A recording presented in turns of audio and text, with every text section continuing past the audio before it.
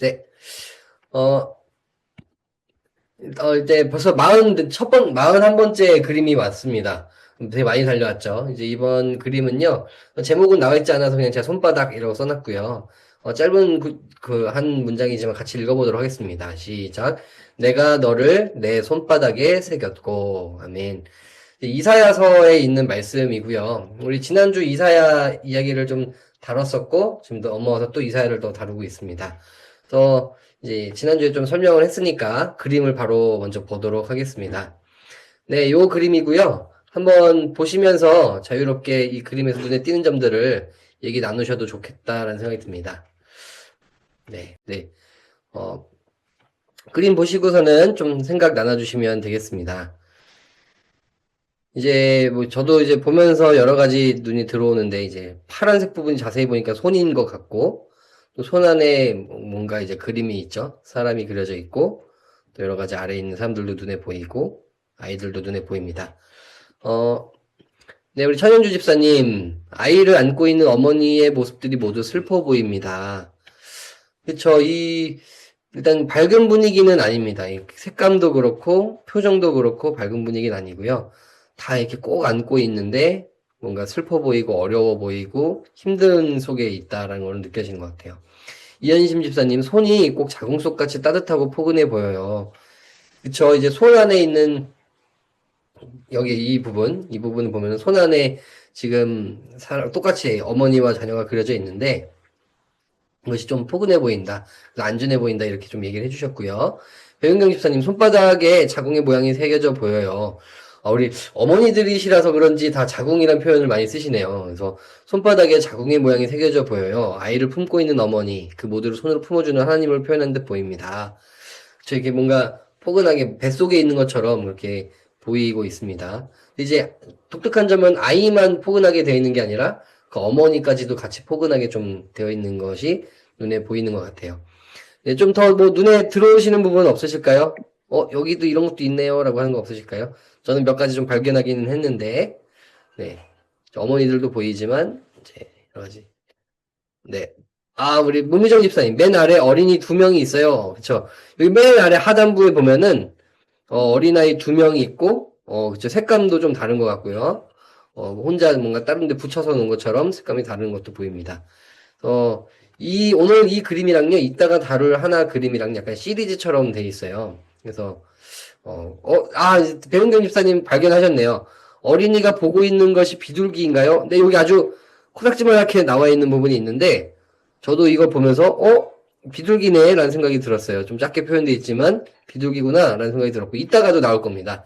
그다음 네, 여기 이제 이미경 집사님 찾으셨네요. 마차도 있는 건가요? 여기 뭔가 말이 있고, 말이 끈 수레와 이런 마차 같은 것이 있는 것 같습니다. 책에는 이 마차에 대한 설명은 없어서, 그냥 제 묵상을 이따 나누도록 하고요. 한번 이게 어떤 그림인지 같이 한번 보도록 하겠습니다. 일단 이 오늘 모습을 보면요. 이 절망적인 세상의 모습을 좀 표현하고 있습니다. 그리고 이제 아이들을 데리고 피난하는 행렬을 보여주고 있어요. 이제 이사야서의 이 이야기도 있지만 이 뭔가 어머니들의 애환 이런 것들을 같이 다루고 있는 그 그림이고 그 시리즈 그림이라고 할 수 있고요. 그러니까 아이들을 데리고서는 뭔가 고통 중에서 피난하는 행렬을 그렸다라고 합니다. 그러면서 이제 결핍이 있고 빈곤이 있고 근심이 있는 그림이다라고 이제 해설자가 이야기를 하면서요. 그리고 이 그림은 로젠베르크 교회 재단화의 일부분이라고 합니다. 그러니까 시리즈로 쭉 있는 것 중에 한 잘라져 있는 그것을 찍어서 온 거라고 합니다.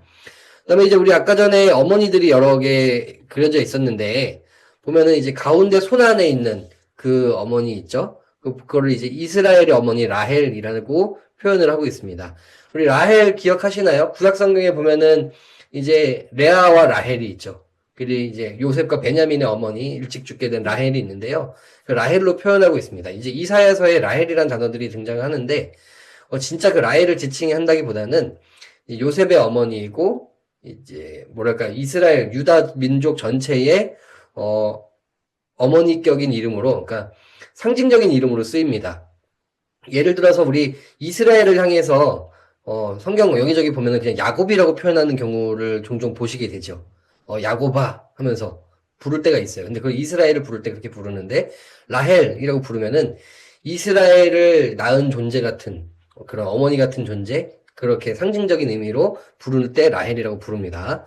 그래서 이제 이 라헬이 울고 있는 모습을 표현을 하는데 이제 이스라엘과 이 유다가 이제 멸망을 해가면서 이제 바벨론 포로를 끌려가고 이런 일들을 당하게 되는데 그때 이제 그 어머니의 입장에서 그 이스라엘이 망하는 모습을 보면 얼마나 슬프겠냐라는 걸 이제 표현을 하는 겁니다.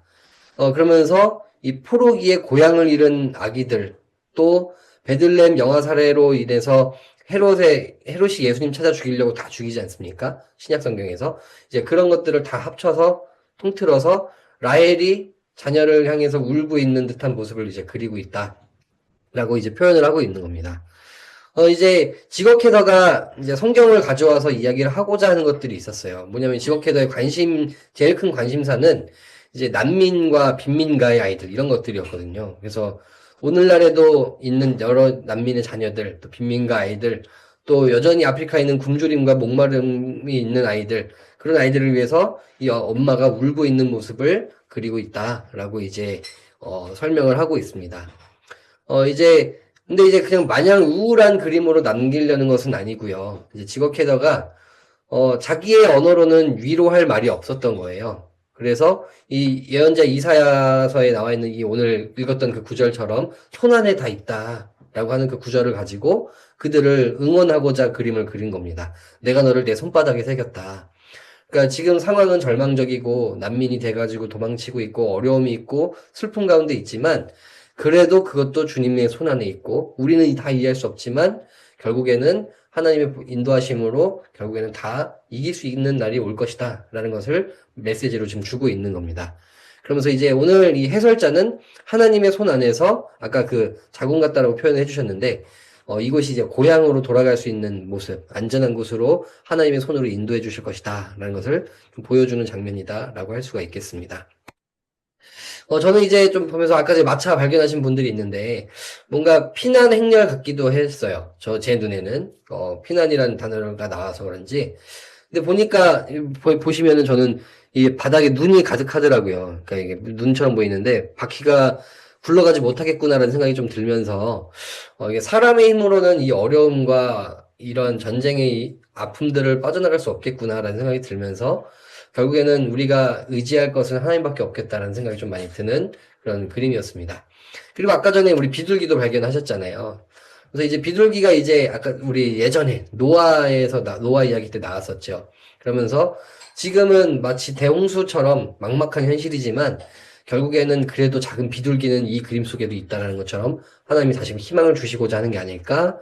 또 우리 그 두 아이들이 그림체가 달랐는데 그 아이들은 그래도 다시금 좋은 세상에서 살 수 있게 해주는 건 아닐까? 라는 생각이 듭니다. 그래서 이제 전쟁에 대한 이야기가 나오는데 사실 지금도 전쟁이 지구 반대편에선 벌어지고 있는데 뉴스로 보고 있고 알고라는 생각은 들지만 뭔가 둔감하다는 생각이 들면서 우리가 어떻게 살아가야 될까라는 생각을 좀 해보게 되는 그림이었습니다. 네, 다음 그림 넘어가 보도록 할게요. 성장이라는 그림이고요. 같이 한번 읽어보도록 하겠습니다. 시작. 그들의 자녀들은 그 무릎 위에서 귀여움을 받을 것이다. 아멘. 이번에도 이사야서에 있는 이야기입니다. 그러니까 같은 주제로 쭉 그린 거고요. 뭐 그림을 먼저 보도록 하겠습니다. 네, 어떠신가요? 좀 아까랑 좀 그림 분위기는 다르죠? 뭔가 엄마와 아이들은 나와 있는데 조금 더 따뜻한 느낌도 나고요. 한번 자유로이 한번 또 생각을 채팅으로 올려주셔도 좋을 것 같습니다. 저는 처음에 이거 글을 읽기 전에는 뭐 약간 모자이크 느낌도 나는 것 같고 그래서 아이들 볼터치가 좀 진하네라는 생각도 좀 해보게 되고 뭐 무슨 그림일까라는 생각을 하면서 좀 보게 됐었습니다. 일단 색감이 여러 가지가 사용되어서 좀 따뜻한 느낌도 나고 했었던 것 같은데 여러분들은 어떤 느낌을 받으셨는지 채팅으로 하나씩 올려주시면 좋을 것 같습니다. 오늘 이동 중에 이제 들어오신 분들이 꽤 있으신 것 같아요. 화면이 꺼져 있는 분들이 좀 계신데, 네, 또 올려주시면, 가능하신 분들 올려주시면 좋겠습니다. 네, 올려주시네요. 네, 우리 천현주 집사님, 어머니 품 안에서 아이들이 편안해 보이고 천진난만한 모습이 인상 깊습니다.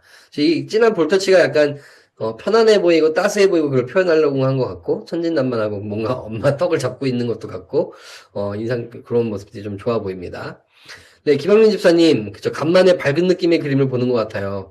좀 어두운 느낌들이 좀 많았죠. 이게, 그럴 만한 이유도 있습니다. 왜냐면 지금 우리가 성경순으로 가다 보니까 지금 선지서 같은 경우는 사실 좋은 얘기가 나오기가 어려워요. 구약 성경의 선지서들은 자꾸 멸망을 이야기하고 뭔가 심판을 이야기하고 하다 보니까 좀 아무래도 어두운 그림들이 좀 뒷부분에 많이 들어있는 것 같아요. 근데 간만에 좋은 그림이 나왔다. 따뜻해 보인다라고 하셨습니다. 그다음에 차문희 성도님, 큰 손으로 아이 둘을 안는 모습이 따뜻해 보여요. 그쵸? 우리 엄마 손이 상당히 큽니다. 그쵸? 딱 양쪽에서 지켜주면서 아이 둘을 안고 있는데 안전해 보이고 따뜻해 보입니다. 네, 이현심 집사님, 모자이크 같은 네모 모양이 견고한 성 같아서 그것이 엄마를 보호해주고 또 엄마는 커다란 손으로 아이를 지켜주고 모두가 안전해 보이네요. 뭔가 조각조각 난 것들이 뭔가 차곡차곡 쌓인 것 같아서 안전해 보인다. 견고한 성 같다라고 얘기해 주셨습니다. 바로 보신 것 같아요. 이따 그 얘기도 하려고 합니다. 배은경 집사님, 아이들의 옷이 파란색과 붉은색이어서 북이스라엘과 남유다가 하나로 남과 북이 하나 되는 모습을 희망적으로 또 초록색으로 표현한 듯 보입니다. 이 생각은 전 못 해봤는데 그러네요. 뭔가 지거캐더도 이제 독일 사람이다 보니까 이제 분단의 현실에 대한 것들을 좀 알고 있었을 것이고 또 우리나라도 좀 분단이 있고 또 사실 이스라엘도 남유다와 북이스라엘로 오랜 시간 갈라져서 서로 고군분투하다가 이스라엘이 먼저 멸망하고 또 유다도 멸망하는 일들이 있었는데 뭔가 하나로 그 품 안에 들어온 것 같다라고 표현해 주신 것 같습니다. 문미정 집사님, 성벽이 보여요. 그렇죠. 맨 아래 하단부 보면 성벽이 있죠. 보호의 상징인 것 같고 또 보호 안에는 보호자, 부모와 어른의 지킴이 있어야 하는 듯합니다. 성벽 안에 딱 들어와 있어서 보호받는 거 필요하다고 보신 것 같아요. 좋습니다. 네, 윤혜림 집사님, 어머니가 아이들을 지키는 모습이 힘들기보다는 밝은 표정으로 보여요. 그쵸? 되게 따스하고 인자한 모습으로 딱 안고 계시네요. 사실 우리 어머니들 이렇게 마냥 행복하고 즐겁지만은 않잖아요. 아이들을 지키는 게 때로는 지치고 어려우실 때도 있는데 오늘 여기 어쨌든 아이들을 보면서 흐뭇해하는 어머니 모습이 등장을 하고 있습니다. 정승현 집사님, 성벽에 둘려져 보호받는 느낌이네요. 앞에 초록색 구슬은 엄마의 초록색 두건과 함께 어떤 의미일까요? 요 부분 말씀하시는 걸까요? 구슬처럼 보이시는군요. 요거 이따가 좀 말씀을 드리도록 하겠습니다. 저 같은 색깔로 표현했는데 뭔가 희망적인 것 같고 생명을 좀 보여주는 것도 같은데 얘기 나눠보도록 하겠고요. 정미경 집사님, 무릎이 엄청 넓어 보이고 전체적으로 윤곽은 산처럼 보입니다. 이쪽을 무릎으로 보신 것 같은데요. 무릎이 넓어 보이고 윤곽은 산처럼 보입니다. 네, 맞게 보신 것 같아요. 일단 같이 이제 그 얘기를 나눠보도록 하겠습니다. 이게 밝은 그림으로 넘어오니까 그래도 뭔가 채팅이 많아진 것 같네요. 네, 일단 이사야서고요. 이제 뒤쪽으로 좀 오다 보니까 심판에 대한 예언이 조금 이제 가라앉고요. 뒤에 가서는 다시금 회복에 대한 말씀이 이제 등장을 하게 되거든요. 이제 예언서 같은 경우는 주로 구조가 그래요. 사건이 벌어지고 그 예언자를 부르시고 그다음에 멸망에 대한 심판이 쫙 나오다가 그래도 마지막 후반부 가면은 그래도 다시 재건하시고 희망을 주실 거야라는 구조가 제일 많습니다. 뒤쪽으로 왔기 때문에 이제 멸망할 수밖에 없는 그 예루살렘을 그냥 끝내고 부시고 끝이야라고 하는 게 아니라 하나님이 재건하시려고 하는 의도가 들어있는 부분입니다. 그러면서 이제 포로기를 겪고 이스라엘 남은 자들이 어떻게 돼요? 나중에 다시금 돌아올 수 있도록 해주시거든요. 그래서 그에 대한 말씀이고요. 그다음에 이제 이런 말씀이 있습니다. 예루살렘의 평화가 강물처럼 넘치게 하겠다 하면서 뭔가 어려움만 있는 것이 아니라 이 어려운 시기를 지나고 나면 다시금 평화를 허락해 줄 것이다 라는 그 말씀을 좀 그림으로 표현한 것 같습니다. 그리고 이제 무관심과 냉담, 뭔가 당시에 있는 어려움들 극복할 수 있는 길은 여러 가지 그 힘든 모든 것들을 극복할 수 있는 길은 사람의 방법이 아니라 하나님을 기뻐하는 것이다라고 이제 책에 나와 있습니다. 이제 우리가 아까 전에 궁금했던 내용들이 이제 나오는데요. 이제 기쁨의 근거 이렇게 돼 있어서 우리 아래 있던 그 부분들 좀 다시 볼게요. 이 아래 있던 성벽이랑 동그란 거 이런 거 네모내진 거가 보였는데 이게 가옥, 또 성벽, 지붕, 망루, 그 다음에 이제 당시에 있던 그 구슬이라고 보셨던 것이 이제 돔이고요. 또 이제 암석 이런 것들인데요. 이제 이런 모든 것들이 조각조각이 하나로 합쳐져서 여인을 이루게 된 거고, 그러니까 하나님께서 하나하나 이 이스라엘 모든 마을 안의 것들을 다시금 지으시겠다라는 이야기입니다. 그래서 그렇게 다시금 새롭게 지으셔서 어머니 같은 예루살렘 성, 그러니까 하나님의 보호 아래 있는 예루살렘 성으로 다시금 회복시킬 것이다. 라는 이야기를 그림으로 표현했다라고 보면 되겠습니다. 그래서 이제 우리가 기뻐할 수 있는 것은 하나님이 다시금 우리에게 희망을 주실 것이기 때문에 그렇게 기뻐할 수 있다. 예루살렘 성, 또 어떻게 보면 그 산이겠죠. 네, 그다음에 이제 이런 구절도 있어요. 너희는 예루살렘의 저주를 빨며 그 팔에 안기고 그 무릎 위에서 귀염을 받을 것이다. 그러니까 오늘 그 구절을 잘 표현을 한 거죠. 그런데 이제 우리 예루살렘을 회복시키신다라고 했을 때 그러면 오늘 우리에는 저 멀리 이스라엘에 있는 예루살렘을 생각하는 것이 아니죠. 오늘 우리에게는 여기서 말하는 예루살렘은 이제 하나님이 온전히 통치하시는 성읍이라는 뜻일 겁니다. 그러니까 오늘 우리 마음일 수도 있고요. 하나님의 통치를 받는 곳이 예루살렘이거든요. 그래서 하나님의 통치를 온전히 경험하게 되는 곳이 그곳에서 회복이 일어날 것이다. 라는 이야기를 말하고 있는 겁니다. 그러면서 이제 이런 생각을 해볼 수 있는 것 같습니다. 그러면 이 교회가 어떻게 보면 그게 교회여야 되잖아요. 하나님의 온전한 통치를 경험하는 것은 교회여야 되는데 오늘날에는 뭐 우리 교회를 말하는 게 아니라 모든 교회가 과연 이 오늘 그림에 있는 어머니처럼 우리 아이들을 또 혹은 우리 모든 교인들을 또 아픈 이들을 품고 안아주는 공동체가 맞나?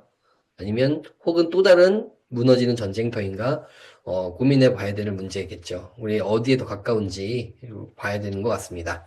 그다음에 이제 책에 조금 재미있기도 하고 이해를 잘못하면 위험할 수 있는 표현이 등장합니다. 이제 어머니 하나님이라는 표현이 등장을 하더라고요, 책에. 이게 잘못 사용한 이게 나쁜 표현이 아닌데 이게 이단에서 나쁘게 좀 사용했죠. 이제 안상홍 막 이쪽 하나님의 교회에서 어머니 하나님 얘기를 꺼내면서 그거를 이제 장길자 씨가 하나님이다라고 이렇게 얘기를 하면서 어머니 하나님 얘기를 꺼냈었는데요. 이제 그 의미랑은 좀 다르고요. 이제 우리가 흔히 아버지 하나님, Godfather라고 표현을 하는데 그 남성이어서 아버지란 표현을 쓰는 것은 아니죠. 그렇죠? 그래서 이제 우리 하나님의 속성 안에는 아버지처럼 뭔가 강하고 우리를 이끌어주는 그런 힘도 있지만 오늘 말씀처럼 어머니 같은 성격도 있습니다. 그래서 우리를 품어주시고 안아주시고 젖을 먹이시고 아까 나왔던 단어처럼 자궁에서 우리를 보호해 주시는 그런 하나님의 이미지도 있습니다. 그래서 어머니 하나님, 아버지 하나님. 그래서 어머니의 손길 같은 아버지 하나님이시다. 이런 표현을 책에서 담고 있습니다. 그래서 그런 표현을 해볼 수도 있겠습니다. 네, 그러면서 저는 책 읽으면서 그냥 저희가 3040이다 보니까 좀 생각이 많이 들었어요. 우리 이제 공동체 시작한 지 얼마 안 되긴 했지만 우리는 이런 그림과 같은 공동체가 맞나? 라는 생각이 좀 들었어요. 그래서 이제 우리 주변에 사실은 장애가 있는 분들도 많고 또 외국인 노동자분들도 많은데 우리 성공사공 공동체에는 과연 그런 분들이 좀 쉽게 들어올 수 있는 곳인가? 아닌 것 같다는 생각이 많이 들기도 하면서 뭔가 지금은 그렇지만 점차 그분들도 함께 같이 할 수 있게 어떤 사람들도 함께 들어올 수 있는 좀 환대의 공동체로 나가야 되지 않을까? 아니면 우리가 그곳으로 좀 갈 수 있는 부분들은 없을까? 좀 같이 도와야 되는 부분들, 우리 감당할 수 있는 부분들 해야 되겠다라는 생각이 조금 들었습니다. 그리고 이제 저는 이제 뭔가 한 번에 딱 하나로 단단한 게 아니라 한 칸 한 칸 모자이크처럼 올라갔는데 이게 교회라는 것이 한 번에 세워지는 게 아니라 어떻게 보면은 한 칸 한 칸 세워져 나가는 거구나. 한 번에 뭘 하려는 게 아니구나. 라는 생각을 저는 좀 해봤습니다. 네. 좀 제 생각이었고요. 또 넘어가 보도록 하겠습니다. 네. 이제 다른 선지자로 넘어갑니다. 근데 넘어갔는데, 죄송해요. 밝은 그림을 보여드리면 좋겠는데, 점점 더 어두워집니다. 네. 우리 한번 같이 읽어보도록 하겠습니다. 시작. 예언자 예레미야를 때리고 그에게 착고를 채워서. 이제 그림 먼저 보여드릴게요. 좀, 이거 다른 그림 같은데라는 생각이 드실 것 같아요. 네, 이 그림입니다. 네, 좀 어떤 느낌을 한번 얘기해 보셔도 좋고요. 그냥 지금 말씀 구절이나 예레미야 선지자에 대한 설명을 먼저 안 드리고 먼저 시작해 보도록 하겠습니다. 네, 전 보면서, 이거 지각해도 그림이 맞나? 라는 생각도 들었어요. 그림체는 비슷하긴 한데, 이거는 그리다 말았나? 라는 생각도 조금 들었고, 어떠신지 조금 채팅으로 나눠주시면 좋겠습니다. 네, 일단 발에는 말씀처럼 착고에 채워져 있는 움직일 수 없는 상황이 되어 있고요. 채팅 올려주시고 있네요. 네, 전윤주 집사님, 고통 속에서 주님만을 바라보는 시선이 느껴집니다. 그쵸, 지금 뭔가 하늘을 향해서 얼굴을 들고 있고, 뭔가 할 수 있는 것이 없이 그냥 이렇게 바라만 보고 있는 것 같다는 생각이 들고요. 송세경 집사님, 무언가를 요구하는 느낌입니다. 그쵸, 손을 이렇게 하늘로 뭔가 달라고 하는 것처럼 보이기도 하네요. 요구하는 느낌도 드네요. 네, 문미정 집사님, 말씀을 같이 봐서 그런지 포로들이 떠올라요. 일제시대도 떠오릅니다. 아, 이렇게 뭔가 잡혀가는 모습이 좀 떠오르신 것 같아요. 그래서 포로들이 떠오르고, 우리나라에 적용을 한다면은, 우리나라에서도 여러 가지 고통 속에 있었던 그 일제시대가 떠오른다라고 얘기해 주셨습니다. 배은경 집사님, 오른손이 아닌 왼손을 하늘로 향한 모습이 나의 연약함 그대로 기도하는 모습입니다. 아, 그쵸. 오히려 어쩌면 강한 손이라고 생각할 수 있는 오른손은 아무것도 하지 못하고 나의 더 약한 손으로 기도를 하면서 올리면서 하는 모습 같다라고 해주셨습니다. 네, 정승현 집사님, 그쵸. 색감을 배제해서 더 담담한 절망이 느껴지네요. 그쵸. 지옥헤더는 뭔가 색감을 뭐 빨갛고 노랗고 초록하고 이렇게 색깔로 감정을 표현하는데 어쩔 때 어려움이 있으면은 어두운 검은색으로 표현을 하는데 심지어 그 색깔마저도 쓰질 않은 것 같아요. 그래서 오히려 흑백 그림을 통해서 더 절망을 절절히 느껴지는 것 같이 표현한 것 같습니다. 김학민 집사님, 뭔가 어려움 속에 있는 모습인 것 같아서 몸에 상처나 다친 곳이 있는지 먼저 보게 됐습니다. 아, 우리 김학민 집사님, 약간 이제 직업적으로 또 보시는 것도 같아요. 이게 뭔가 아픈 데는 없는지, 다친 데는 없는지 좀 보시면서, 보게 됐습니다 하면서, 그죠. 고문도 당했을 것 같고, 어려움도 있을 것 같은데, 괜찮나? 라는 생각으로 살피게 되셨다고 하네요. 차문희 성도님, 그림이 거칠고 날카롭게 느껴져요. 뭔가 다 이렇게 선의, 부드러운 부분이 없이 전부 선을 쫙쫙 그어서 표현을 했는데, 그래서 더 거칠고 날카롭게 느껴지는 것도 같습니다. 네, 정미경 집사님 올려주셨네요. 무너진 폐허가 된 도시의 거리에 앉아 있는 것 같아요. 그렇죠? 주변에 옆에 있는 모습들을 보면은 뭔가 집들이 있는데 겉에 테두리만 남고 다 무너져 있는 것 같은 모습도 보이게 됩니다. 네, 다 그림으로 이미 다 느낌을 이해하신 것 같아요. 우리 한번 책 내용 같이 살펴보도록 하겠습니다. 일단 예레미야, 우리 물론 성경 잘 아시겠지만 혹시나 좀 설명을 드리면요. 이제 이사야는 조금 젠틀하게 이야기를 합니다. 그리고 아직까지 그렇게 완전히 심각한 상태는 아니고 회복을 기대하면서 예언했던 예언자가 이사야라고 한다면 예레미야는 한술 이제 거기에서 회복이 안 됩니다. 그리고 이제 더욱더 절망 가운데 빠져서 회복을 이야기한다기보다는 완전한 심판, 완전한 멸망을 선포하는 예언자라고 할 수 있어요. 그래서 이제 제사장의 자녀였고요. 이제 뭔가 열심히 하려고 했지만 안 됐겠죠. 그리고 하나님이 대놓고 너는 아내와 자식이 있으면 안 돼라고 명령을 내리세요. 이게 어떤 의미냐면 너한테는 미래가 없어라는 거예요. 굉장히 엄청 무서운 거죠. 왜냐? 이스라엘의 미래가 없는 그 모습을 네 삶으로 보여줘. 라는 거죠. 미래를 기대하지 않고 대가 끊기는 그런 일들을 경험하라. 라는 것을 보여주고 있습니다. 이제 지옥기도의 보기 힘든 흑백 그림이고요. 그다음에 아까 말씀하셨던 것처럼 모든 것이 파괴된 도시의 모습입니다. 하나님이 없다라는 것을 보여주는 거고요. 흑백 그림이라는 것도 뭘까요? 색감이 없다. 이제 더 이상 하나님이 없는 세상을 말하는 거라고 할 수가 있겠습니다. 그래서 정말 두려운 그림이라고 할 수 있겠죠. 그다음에 오늘 그림에서 보면은 아무것도 하지 못하고 그냥 위를 바라보는 것밖에 못하는 예레미야를 표현하고 있고요. 그다음에 실제로 눈이 멀었다는 것이 아니라 이 그림에서는 두 눈의 눈물조차 말라서 멀어버린 것처럼 보인다라고 해설자가 이야기를 합니다. 여기에는 천사도 없고요. 아까 전에 나왔던 비둘기 같은 것도 안 나오고요. 어떤 위로도 없는 그런 그림이다라고 할 수 있습니다. 완전한 멸망을 보여주는 거죠. 이제 예레미야서에 대해서 조금 더 설명을 드리면은 그럼 예레미야가 살던 시대가 그렇게 암울했느냐? 사실은 아니에요. 왜냐면 당시에 정말 지도자들은 풍족하고 펑펑 쓰는 생활을 했고요. 백성들은 불순종하고요. 나름 성전에 뭔가 가득 채워서 막 열심히 제사를 드리는 것 같기는 했지만 사실은 다 거짓된 제사였고요. 그러니까 뭔가 잘못됐던 거죠. 겉만 번지르르 하고 속은 아니었던 거죠. 그래서 이 예레미야가 그 죄악을 폭로하게 되는 겁니다. 근데 폭로를 했다가 어떻게 됩니까? 너 왜 우리 잘 살고 이렇게 풍족하고 풍요로운 세상을 하나님 복 주셔서 풍요로운 세상을 사는데 네가 뭔데 그렇게 떠들어 하면서 신성모독죄로 고발을 당하고 또 말씀 전하는 일을 금지당하고 성전 출입 금지당하고 착고에 채워지는 일들을 당하게 되는 겁니다. 그러면서 이제 어떻게 보면 좀 아이러니하죠. 이제 군대에게 이제 유다 군대에게 이제 거기 이제 군에게 뭐를 이제 하나님의 말씀을 전하냐면 항복해야 된다. 적군에게 항복하는 것이 하나님의 뜻이다라고 전해야 되는 선지자였어요. 이게 사실은 결론적으로 망했으니까 그게 이루어진 거지만 우리나라로 따지면 옛날에 일제시대 때 일본에게 어떻게 보면은 다 내줘야 된다. 항복하고 맞서 싸우지 말고 그들을 따르는 그런 존재가 돼야 된다라고 얘기하는 거거든요. 그러니까 이 나라에서는 완전히 매국노처럼 보이는 모습이에요. 근데 하나님이 시키신 거거든요. 왜요? 그렇게 너희들이 멸망하고 다시 맞서지 않고 완전히 멸망했다가 내가 다시 살릴 거기 때문에 그렇게 해라라는 것이었습니다. 근데 사람들은 이 예레미야를 많이 싫어했죠. 듣기 싫은 소리라고 멸망할 거라고 하니까 온갖 고문을 하게 됩니다.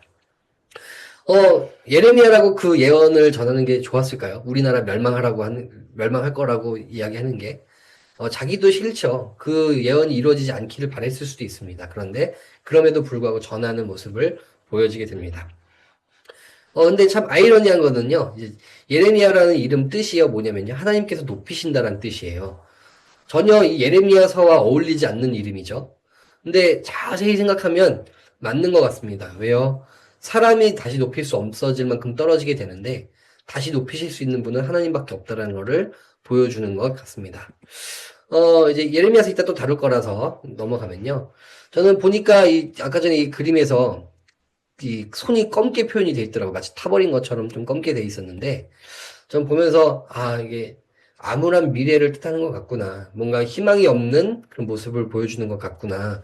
라는 생각을 좀 하게 됐습니다. 그래서, 이런 시대가 오기 전에 우리가 돌이켜야 되는 건데, 돌이키지 않아서 이제 예레미야 시대가 왔던 거죠.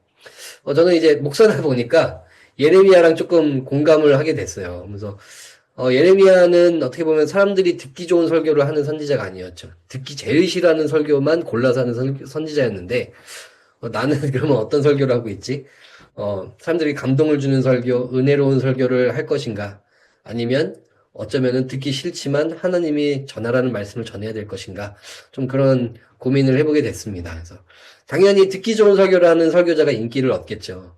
또 듣기 싫은 설교를 하면은 아니겠죠. 근데 전해야 되는 거는 하나님 말씀이겠다라는 생각을 해보게 되었습니다. 근데 아까 전에도 라헬 이름이 나왔었는데요. 우리 라헬 이제 한 번 더 나오게 됩니다. 예레미야서에서도 나오게 되는데요. 오늘 계속 좀 이런 주제가 많이 나오네요. 네, 우리 읽어보도록 하겠습니다. 시작. 라헬이 자식을 잃고 울고 있다. 아멘. 네, 요런 그림입니다. 아까 전에 그 그림이랑 같지요. 성경 배경은 아까 이사야서였고, 요건 예레미야서기는 한데, 이제 또 라헬이라는 이름이 등장을 하고 있습니다. 한번 이 그림은 또 어떤 그림인지, 아까 그 그림에 나왔던 등장인물들이 그대로 나오더라고요. 거의. 한번 보시면서 한번 채팅을 올려주셔도 좋을 것 같습니다. 이제 아까 전에랑 또 다른 것 같아요. 아까 전에는 손 안에 있었는데, 이번에는 손 밖으로 좀 나왔다는 느낌도 나고, 아까 있었던 마차도 그대로 보이고, 뒤에는 손 같기도 하고, 사람도 그대로 있고, 네, 여러 가지 공통점들이 보이는 것 같습니다. 네, 천윤주 집사님, 모여있지만 외로워 보이고 슬퍼 보입니다. 그쵸. 지금 같이 뭔가 사람이 잔뜩 있는데도 불구하고 밝은 느낌은 나지 않아요.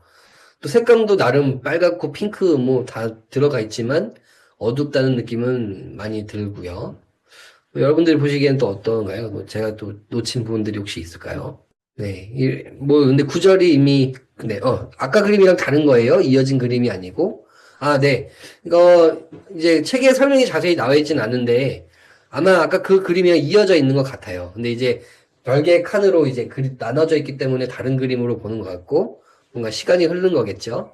그래서 이제, 네, 한번 보시면 좋을 것 같습니다. 아까 그 그림이랑 같은 등장인물들, 같은 모습들이긴 하죠. 이어진 그림이라고 보셔도 될 것 같습니다.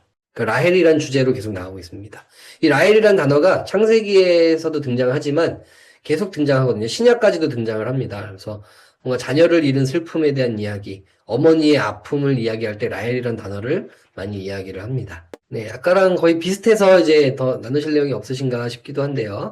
맨 앞이 라헬인가요? 네, 아마도 그렇게 보는 것 같습니다. 이름이 써있지는 않아서, 네, 라헬로 보는 것 같고요. 차문희 성도님, 두 손에 흉터가 십자가를 형상시켜요. 어디 있나요? 이쪽에요? 여기에 보이는 게 십자가처럼 느껴진다라고 보이시나요? 아니면 십자가에 달린 걸 표현하신 걸까요? 저 뭔가, 여기 있는 흉터 같은 거. 네. 문미정 집사님, 이분이 라헬이라면 혼자만 아기가 없는 듯 하고 보이네요. 그쵸. 라헬 입장에서 본다면 이제 아기가 없어서 이제 창세기 나오는 라헬 보면은 이 요셉과 베냐민이 나중에 나오긴 하지만 정말 긴 시간 아기가 없었잖아요. 나만 아기가 없다. 그래서 슬프고 절규하는 그 모습들이 등장하는데 그래서 그렇게 표현을 한 것 같습니다. 아, 정승현 집사님, 저에게는 아무것도 없습니다. 하면서 원망이 보이네요. 저 뭔가 원망스러운 눈빛으로 하늘을 보는 것 같고, 정말 왜 없습니까? 하면서 손을 보여주는 것도 같고요. 빈손을 보여주고 있습니다. 배윤경 집사님, 춥고 어려운 상황 가운데 여자와 아이들만 있는 것이 더욱 안타까워 보입니다. 그 점도 있네요. 지금 이 그림에 보니까 남자들은 하나도 등장하지 않고 있어요. 그래서 더 뭔가 불안해 보이기도 하고, 여러 가지, 조금 위험해 보이기도 하는 것 같기도 합니다. 네, 한번 책에 있는 내용들을 보시면 조금 더 이해가 잘 되실 것 같아서 같이 넘어가 보도록 하겠습니다. 이제, 아까도 나왔던 이야기라서 위에는 좀 넘어가고요. 이제 이스라엘 또 유다의 멸망을요, 어머니 라헬이 우는 모습을 표현한 걸로 보면 되겠습니다. 근데 이 라헬이 사실은 누굴까요? 나라를 잃어서 슬픈 선지자들도 라헬의 입장이 될 수도 있겠지만, 사실은 예레미야 시대 때 그 시기가 지나고 이스라엘 유다 멸망을 완전히 멸망하고 끝나버리는데, 사람들이, 백성들이, 아, 우리나라가 어떻게 이렇게 망했을까 하고 눈물을 흘리지만, 사실은 누가 제일 슬플까요? 사실은 제일 슬픈 건 하나님이라는 거죠. 왜냐면 하나님이 세우셨던 나라고, 하나님이 이끄셨던 나라고, 가장 부강하고 강했던 나라고, 하나님 잘 섬겼던 나라였는데, 죄로 인해서 무너지고, 여러 가지들로 타락하고 해서, 이 나라를 다시 시작하기 위해서 그것을 쓸어버렸다가 멸망한 모습을 보는 거는 사실은 라헬이 제일 아프고, 즉, 하나님이 제일 아프다라는 거죠. 그렇게 한번 볼 수 있을 것 같습니다. 그다음에 이제 그림 속의 어머니 라헬이기도 한데요. 이제 해설자가 이렇게 설명을 달아놨더라고요. 이제 1945년, 46년경에 수용소에서 나온 어머니와 아이들을 표현한 것이다. 지거캐더가 이제 동유럽 지역에서 추방당했던 독일인들을 보면서 이 그림을 그렸을 것이다라고 이야기를 합니다. 그러니까 뭔가 전쟁과 여러 가지 상황 속에서 갑자기 집을 잃고 터전을 잃고 피난을 나오고 도망쳐 나오고 빈손으로 나오고 또 전쟁이었기 때문에 어떻게 됐을까요? 남편들이 당연히 없거나 대부분 죽거나 하는 일들을 발생하면서 정말 그 절망적인 그 가정의 모습을 보면서 성경을 떠올리고 그림을 그렸다라고 할 수 있는 것 같습니다. 근데 오늘날에도 이런 일들은 계속 벌어지고 있죠. 지금 있고, 오늘 우리 가운데도 때로는 우리 가까이 누군가도 사랑하는 일을 잃어서 힘들거나 정말 원치 않는 재앙이 다가와서 고통 중에 있는 사람들이 있습니다. 그래서 오늘 모두의 그림입니다.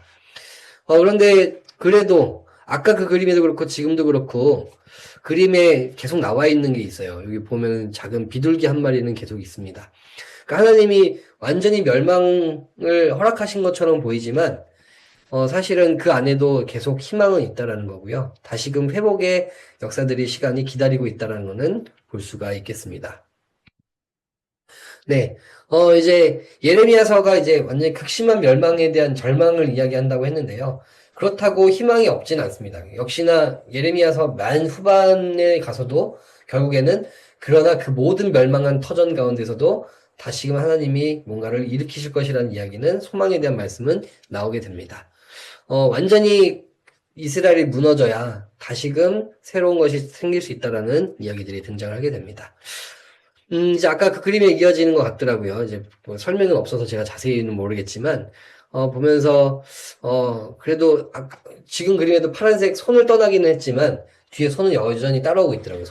그쵸, 저 파란 부분을 보면은 손이거든요.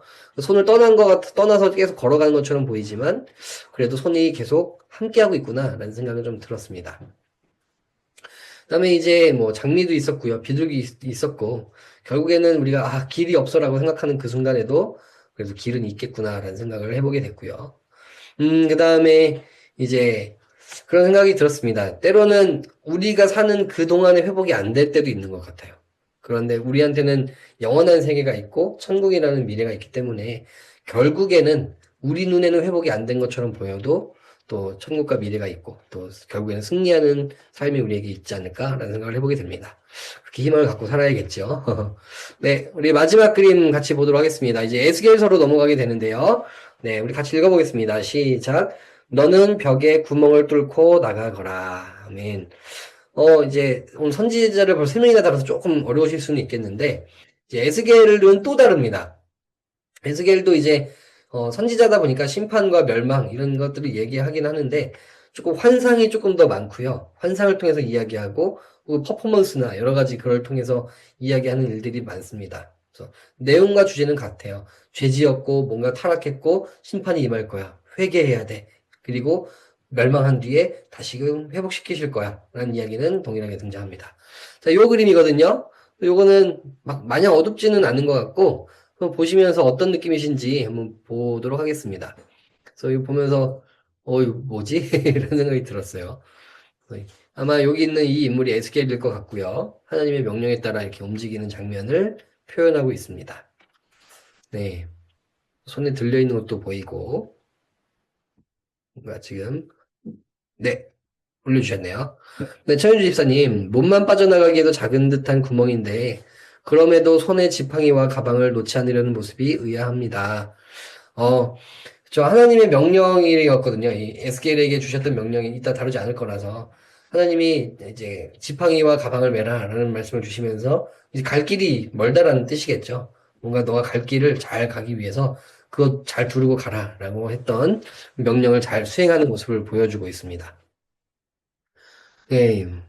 저는 개인적으로 이 두꺼운 벽을 어떻게 뚫었지라는 생각도 좀 들고, 배윤경 집사님, 밖으로 나왔는데 왜 맨발로 나왔을까 하는 의문이 들었습니다.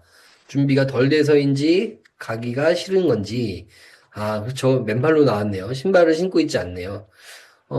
네. 문미정 집사님, 아, 쇼생크 탈출이 생각나네요. 영화를 떠올리신 것 같아요. 그래서 뭔가 탈출하는 장면처럼 보인다. 뭐 어둠 속에서 나오는 것처럼 보인다. 라고 보여주셨고요. 배은경 집사님, 앞으로의 여정을 떠올리며 어두운 상념에. 그쵸. 이제 뭔가 갈 길이 멀겠다라는 생각에 좀 표정이 어두워 보이기도 하고, 네, 그런 것 같습니다.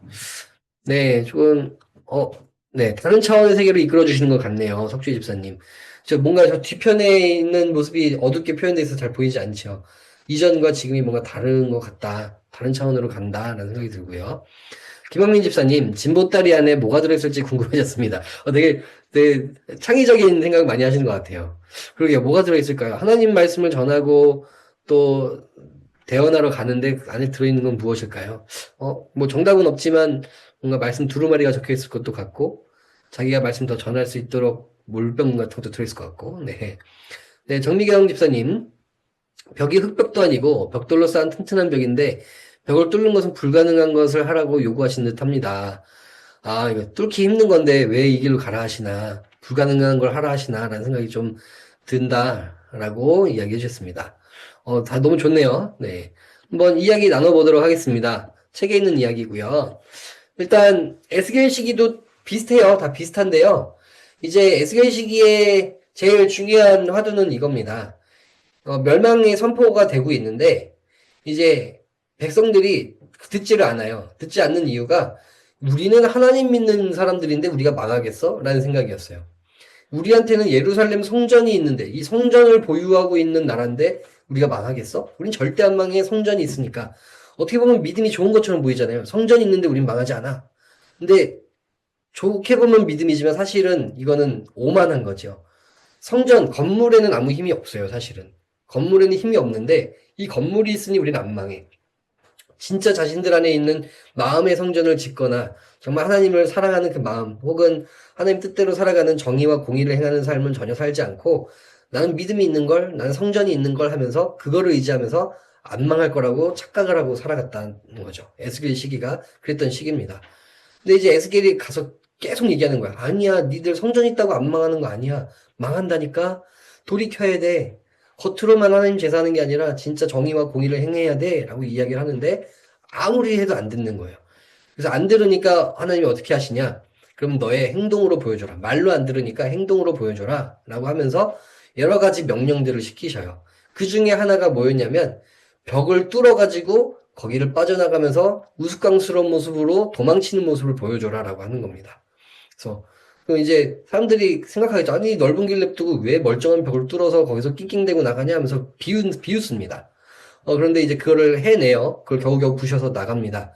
근데 어떻게 되냐면 후에 실제로 이스라엘의 마지막 왕인 시드기야 왕이 진짜로 벽이 뚫린 전쟁통에 벽이 뚫린 틈으로 왕인데도 불구하고 거기로 질질 도망가는 모습을 보여주게 됩니다. 그러니까 예언이 실제로 이루어지게 되는 거죠. 그래서 이제 사람들은 나중에 그 있을 일을 모르고서는 에스겔을 조롱하게 됩니다. 근데 이제 이 책에서는 이렇게 이야기를 해요. 이 구멍이 어떻게 보면은 멸망을 상징하는 구멍이고, 어떻게 보면은 망할 거라는 거를 보여주는 징표 같기는 하지만, 한편으로는 하나님이 말씀하신 대로 이루어지는 자리가 되는 거잖아요. 그 실제로 이루어진 일이 됐잖아요. 그렇기 때문에 왕이 도망치고 멸망하는 통로처럼 보이지만 어떻게 해요? 나중에 이 구멍으로 보여주셨던 구멍으로 다시금 은혜가 들어올 수 있다라는 거죠.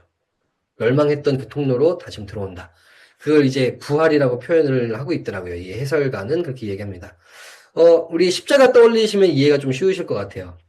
이제 십자가 혹은 예수님 돌아가셨던 그 돌무덤을 생각하셔도 좋을 것 같아요. 죽음의 상징이죠.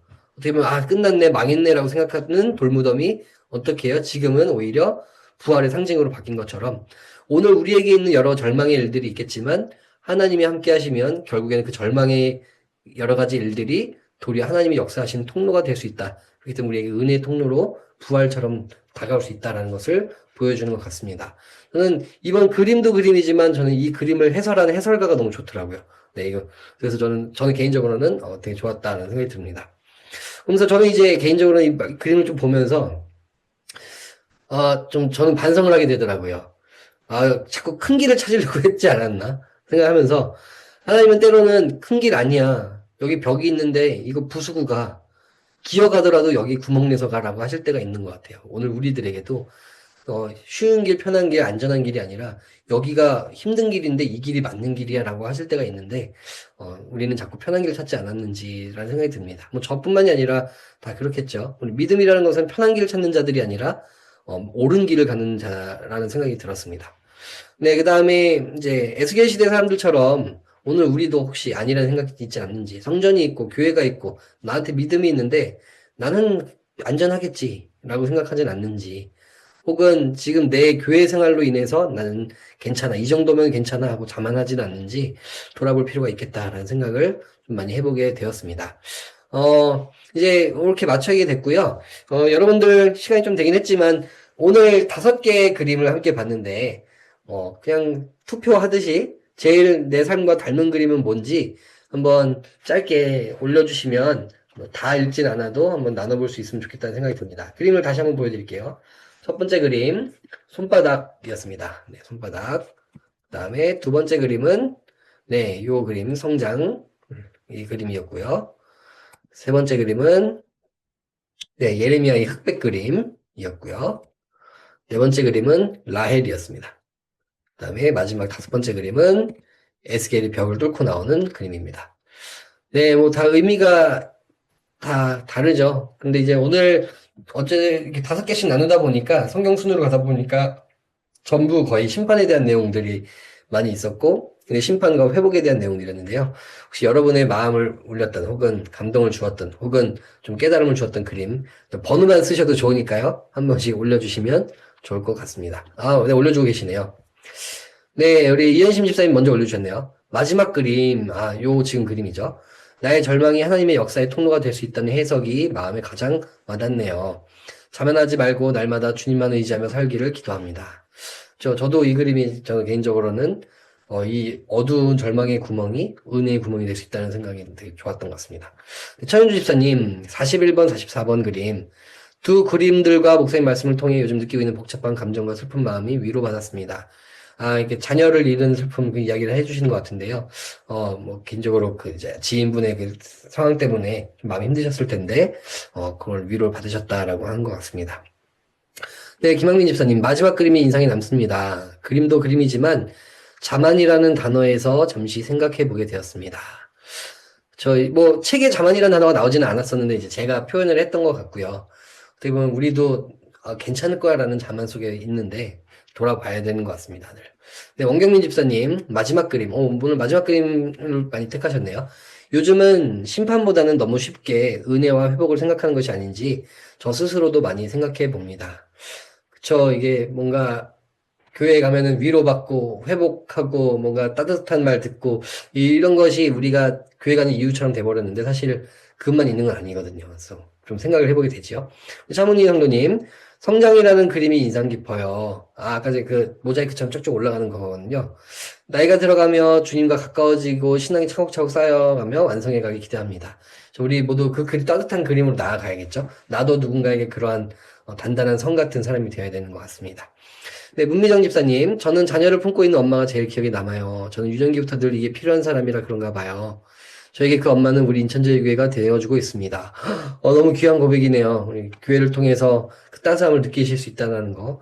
아까 위로가 교회의 주목적은 아니라고 하지만 엄마가 위로해주는 목적은 아니지만 엄마는 분명히 위로가 되잖아요. 그러니까 아마 교회를 통해서 그런 것들을 많이 누리실 수 있으면 좋겠다는 생각이 듭니다. 네, 배은경 집사님, 첫 번째 그림이요. 현재도 계속되고 있는 전쟁 속에 약자들이 가장 고통받고 있는데 하나님께서 그들을 기억하고 계신다는 거 다시금 느꼈습니다. 우리는 잊고 있지만. 그래서 계속 기억하면서 기도하고 또 우리의 작은 물질로라도 할 수 있는 것들을 해야 되지 않을까 하는 생각이 듭니다. 네, 정승윤 집사님, 라헬 그림 속 무더기로 핀 장미꽃이 계속 눈에 가네요. 아, 그치, 옆에 피어 있었죠, 두 번째 그림에. 절망에 빠져 보지 못하는 것 같은데, 라헬은 꽃이 있는데도 못 봤다라는 표현이, 너무 좋네요. 근데 사실은 꽃은 언제나 옆에 있었다, 그 얘기를 해주셨네요. 우리의 절망 속에 있지만 꽃은 늘 피어 있다, 희망은 늘 있다는 것을 기억해야 될 것 같습니다. 정미경 집사님, 하나님이 내가 제일 힘들고 아프다고 생각했는데 누구보다 하나님이 제일 슬퍼하신다는 생각을 못했어요. 저 멸망당하는 거 사람들이 힘들다고 생각했는데 사실은 하나님이 제일 아프시다라는 거. 오늘 많은 이야기들 나누게 됐네요. 네, 너무 좋습니다. 제가 여러분의 채팅으로 제가 더 은혜를 받는 것 같아요. 이 시간에 같이 한번 기도했으면 좋겠습니다. 이제 각자 가장 인상 깊었던 그림을 생각하면서 머리에 그림을 떠올리시면서 기도해도 좋고요. 하나님, 제 생각과 제 자만이 깨지게 해주십시오. 또 그리고 제가 돌볼 수 있는 부분들을 돌보고 환대를 베풀 수 있는 또 함께 움직이고 기도할 수 있는 사람이 되게 해주십시오. 또 그리고 내가 혹시 나도 모르게 벽을 그냥 두고 편한 길만 찾았다면 주님이 바라시는 그 벽을 뚫고 나아가는 자 되게 해달라고 우리 각자의 기도 제목을 놓고 우리 이 시간에 같이 함께 기도하면서 잠시 나아가도록 하겠습니다. 기도합니다. 사랑과 은혜가 풍성하신 하나님 아버지 참 감사합니다. 이 시간 주님의 도우심을 구하며 함께 기도하며 나아갑니다. 오늘도 주님께서 주신 5개의 그림을 보면서 말씀을 듣고 함께 나누었습니다. 서로의 생각 속에 알지 못할, 깨닫지 못할 이야기들을 서로의 말을 통하여서 알 수 있게 해주시니 또 감사합니다. 하나님, 우리를 돌아봅니다. 우리는 너무나 편안한 가운데, 어찌 보면 오늘 말씀 속에 나오는 이스라엘 백성처럼 괜찮은 것처럼 자만하게 멸망하지 않을 거라고 나 정도면 괜찮다고 생각하면 지내진 않았는지 돌아보고 회개하게 됩니다. 하나님, 우리 자신을 돌아보며 우리 자신의 마음 가운데 있는 벽을 깨어내고 그 구멍을 통하여서 주님이 향해 나아갈 수 있는 우리 모두가 되기를 원합니다. 하나님, 또 우리 가운데 우리 주변 가운데 슬픔 당하고 아픈 자들이 있습니까?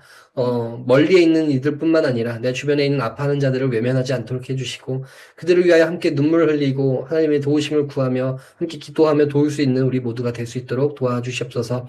하나님 아버지, 우리의 삶이 각자의 삶이 각자 다른 모습이지만 여러 가지 이유들로 힘들 것입니다. 그러나 주님 도와주셔서 오늘 주셨던 그 비둘기의 그 작은 그림처럼 우리 희망 놓지 않고 우리 주변에 피어 있는 주님 심어두신 그런 은혜의 장미꽃을 바라보면서 다시금 힘내어 걸어갈 수 있는 모두들이 될 수 있도록 도와주시옵소서. 하나님, 오늘 늦은 밤입니다. 평안한 밤 되게 해주시고 주님 보호 아래 오늘 잘 보내고 주일을 맞이할 수 있는 우리 모두가 될 수 있도록 함께하여 주시옵소서. 감사드리며 예수님의 이름으로 간절히 기도드립니다. 아멘.